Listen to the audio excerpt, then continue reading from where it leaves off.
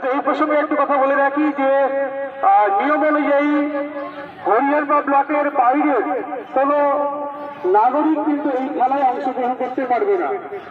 যারা যে সমস্ত খেলোয়াড়রা এই খেলায় অংশগ্রহণ করছেন তারা সবাই হরিয়ারপাড়ার নাগরিক, হরিয়ারপাড়া ব্লকের নাগরিক। আমরা এবারে উদ্বোধনী বক্তব্য শুনতে অনুরোধ জানাচ্ছি আমাদের আজকে এই খেলা দিবসের উদ্বোধক সভাপতি হরিয়ারপাড়া পঞ্চায়েত সমিতি আমাদের প্রিয় দাদা জননেতা মীর আলমগীর পলাশ।